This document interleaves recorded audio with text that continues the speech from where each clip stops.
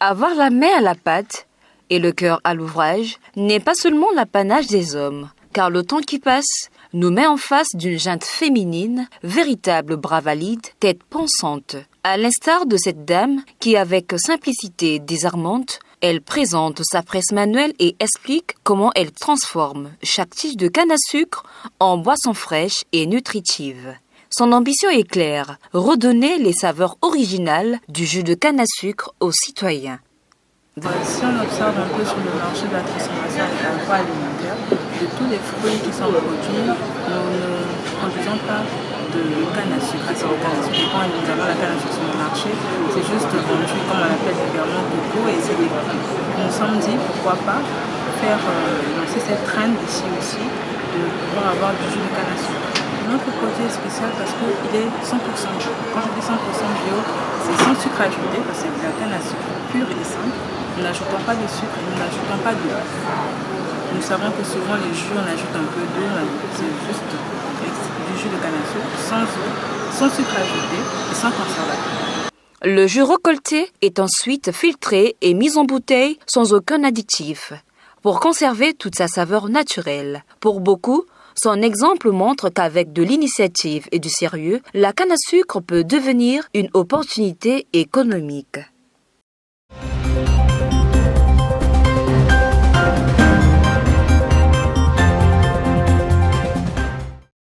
La décoration événementielle connaît aujourd'hui un véritable essor. Mariage, anniversaire, conférences, etc. Chaque événement est devenu une scène. Les organisateurs ne se contentent plus de simples installations. Ils recherchent une expérience visuelle et émotionnelle, capable de marquer les esprits. Ce secteur attire de plus en plus des jeunes créateurs, surtout les femmes, qui ont le souci du détail, et d'entrepreneurs passionnés. Lorsque nous avons un événement, notamment, on doit faire entrer le matériel la veille avant l'événement. Et on commence aussi à travailler la veille avant l'événement. Parce que c'est pas évident de gérer le tout le même jour. Déjà au niveau du transport, c'est en calvaire. Au niveau des installations installées et puis désinstallées, c'est épuisant. Ce qui m'a poussé à faire la décoration, c'est déjà lors de mon mariage. Je n'ai pas été satisfaite de la prestation de la décoratrice. Donc c'est ce qui m'a motivée au fait. Je n'ai pas voulu que les autres puissent ressentir ce manque. Ma touche personnelle, elle se trouve au niveau peut-être des accessoires. Ce qui me motive à être toujours persévérante, c'est la satisfaction des clients. Lorsque je fais une prestation et que le client est satisfait du résultat de mon travail, ce qui me donne encore plus de courage encore à avancer. Au-delà du côté artistique, la décoration événementielle représente un marché porteur. Elle génère des emplois et ouvre des opportunités dans plusieurs métiers: conception, fabrication, logistique et installation. L'essor de la décoration événementielle témoigne de la capacité de chacun de pouvoir apporter sa touche personnelle, son originalité, afin de mieux donner de la valeur à ce secteur. Je les encourage à entreprendre. Certes que c'est pas facile, on ne va pas cacher ce côté-là, ce côté difficile, mais avec plus de force, plus de volonté, ça va aller.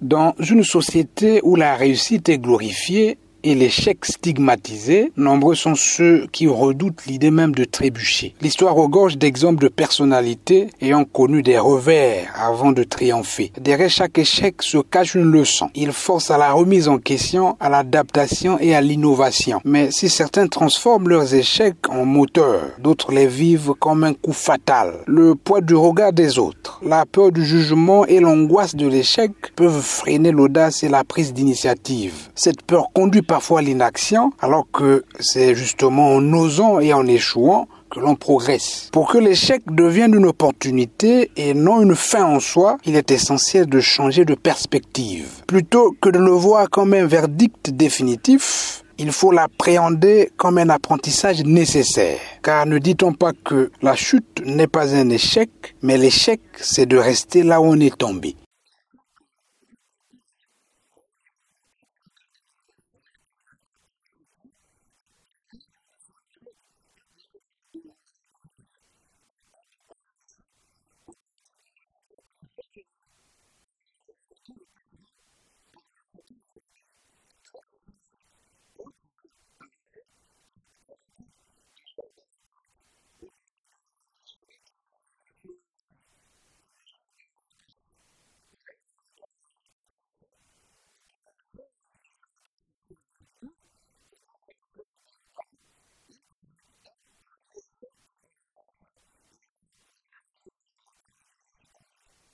En fin de compte, la véritable question n'est pas de savoir si l'on va échouer, mais comment on choisit de rebondir après chaque chute. L'échec n'est pas une finalité, mais une invitation à grandir. L'échec n'est jamais une fin tant qu'on décide de le surmonter et d'en tirer profit. Les plus grands succès naissent souvent de nombreux échecs surmontés. Tout est question de mentalité et d'attitude face aux obstacles.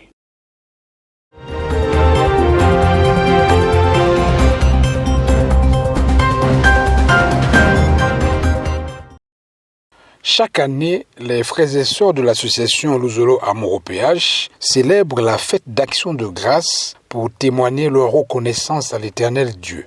En effet, ce n'est qu'en cette 4e génération que Dieu a accordé à l'humanité toutes les richesses que recherchaient nos ancêtres Abraham et bien d'autres. Le 12 mars 1996, à 2h35, Dieu a accordé à l'humanité la vie éternelle. Le 12 septembre 1999 à 0h, il a accordé sa vraie paix et le 20 mai 1992, sa grande et terrible lumière. Alors, quelle plus grande richesse sur terre, sinon celle de voir Dieu implanter sa demeure en Afrique? Quelle est cette richesse qui dépasse la vie éternelle accordée le 12 mars 1996 à 2h35 et la paix accordée le 12 septembre 1999 à 0h. Face à ces grâces, un appel retentit. Acclamer le Seigneur, garder ses principes, lui rendre gloire et honneur et balayer nos maisons, c'est-à-dire se détourner du mal sous toutes ses formes, comme l'a souligné Guy-Émile Ofoa-Seti-Kouabo, grand maître de l'OPH, dans un message audio dédié à cette fête. Acclamons le Seigneur, le monde entier, car Dieu nous aime tous. Il nous a donné sa grande et terrible lumière du monde entier. Il nous a accordé ou donné la vie éternelle. Il nous a donné la paix, sa vraie paix. Les dates ont été communiquées de tout ce que je viens de citer plus haut. Il ne nous reste qu'à nous, les hommes de la terre, de balayer nos maisons, garder ses principes et lui rendre gloire. Sinon,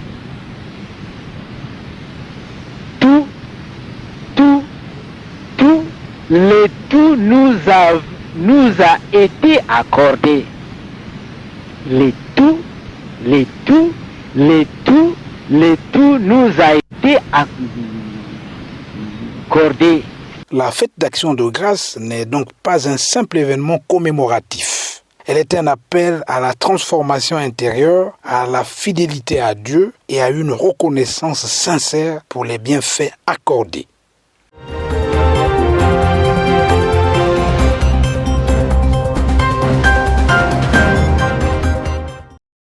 L'officiante de la fête d'action de grâce est arrivée ce jeudi 21 août 2025 à Dakar, capitale du Sénégal, où se tiendra l'édition 2025 de cette grande célébration prévue du 28 au 31 août 2025. À sa descente de l'avion, elle a été chaleureusement accueillie par une délégation des frères et sœurs de la section de Dakar. Je suis très contente et très bien accueillie par mes frères et sœurs. En tout cas, que Dieu vous bénisse à perpétuité. Sinon, je sais que la fête sera belle. Papa Émile est avec nous et il est au contrôle. Je suis très contente et j'attends impatiemment les autres qui vont arriver à partir du 24. Et la fête va commencer du 28 au 31 août 2025. Je vous invite massivement à venir témoigner la grandeur de l'Éternel Dieu au PH Sebaot, qui est lui-même Guy-Émile Ofoa-Seti-Kouabo. L'arrivée de l'officiante à Dakar vient ainsi lever toute inquiétude. La direction de la fête d'action de grâce est assurée. L'officiante est là. Les frères et sœurs sont mobilisés et le cadre est prêt. Tout est réuni pour vivre une célébration à la hauteur des attentes. La fête aura bel et bien lieu.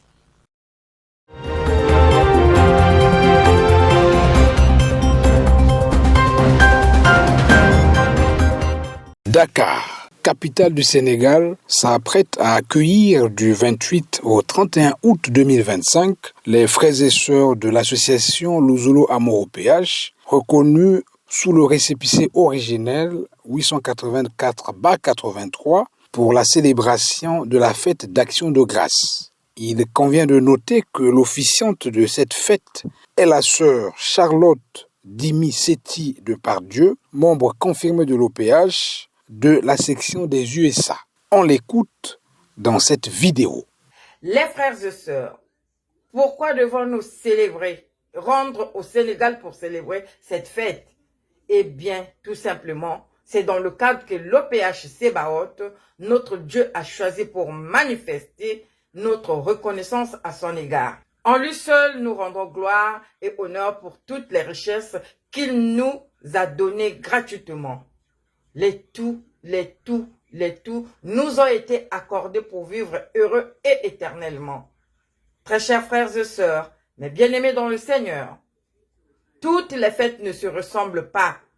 Alors, rendons-nous massivement au Sénégal pour témoigner la grandeur incommensurable de l'éternel Dieu OPH Sebaot, Guy-Émile Loufoy Seti-Kwabo, notre Seigneur et Sauveur. Tout porte à croire que la fête d'Action de grâce édition 2025 à Dakar s'annonce belle et promet d'être une réussite.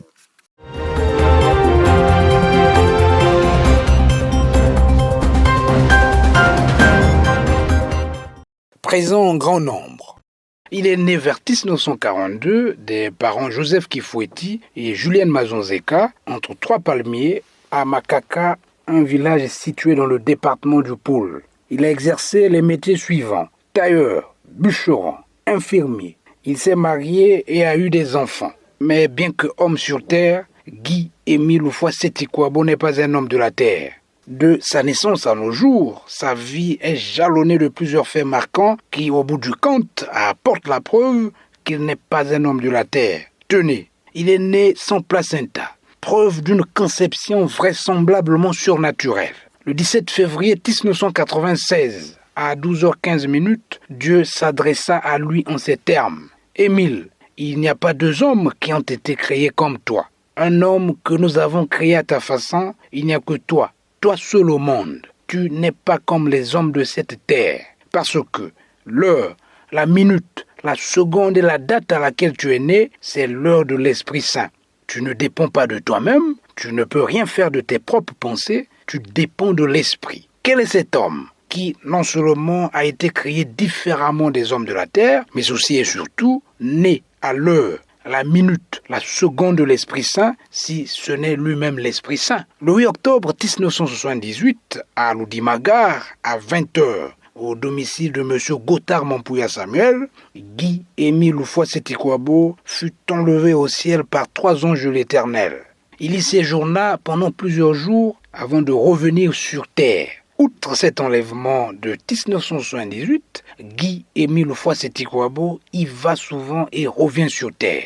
À titre d'illustration, il a été reçu au ciel par les anges dans la nuit du jeudi 3 au vendredi 4 août 2001 à 5h30. Nous avons rencontré des prophètes, nous avons rencontré des hommes de Dieu, mais ce que Papa Émile fait, c'est extraordinaire. Ça ne révèle pas d'un homme de la terre.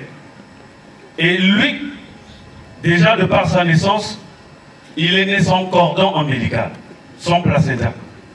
Est-ce qu'il y a quelqu'un ici sur terre qui connaît quelqu'un qui est né sans placenta? Mani? Parce qu'il faut qu'on démontre ces signes-là pour que vous vous rendrez compte que réellement, il n'est pas un homme de la terre. Parce qu'une personne, pour qu'il soit réellement envoyé de la lumière, il y a des signes. Et parmi ces signes, nous allons prendre 3. Donc sa naissance, comme dit maman Mazonzeka, sa maman, qu'il devait sortir même par la bouche, mais par la pitié de sa maman, il est sorti par voie basse.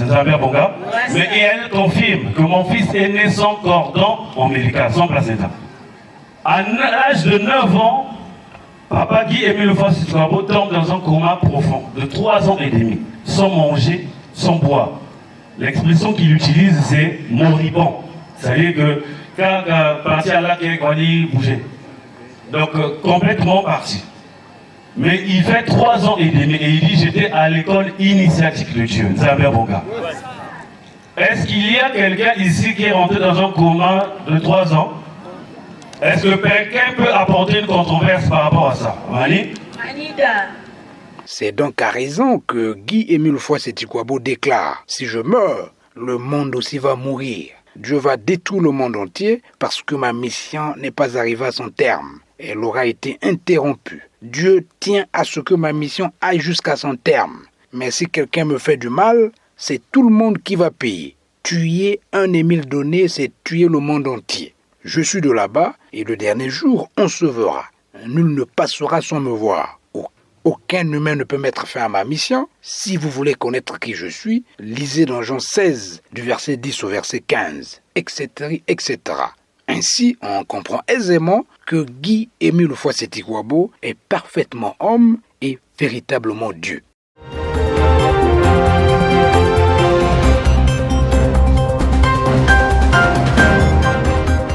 Acceptons avec grâce la vieillesse, la paix, l'amour, la joie, la beauté du cœur, le bonheur, la bonne volonté et la compréhension sont des qualités qui ne vieillissent ni ne meurent. Cultivez-les, exprimez-les et restez ainsi jeunes d'esprit, quand bien même vous ne pouvez plus jouer aussi rapidement qu'autrefois au football, ni courir aussi vite que votre fils. Si votre corps est plus lent, si votre pas est moins vif, souvenez-vous que la vie est un perpétuel recommencement. Ce que les hommes appellent la mort n'est qu'un voyage vers une cité nouvelle. Préparons-nous ici sur terre.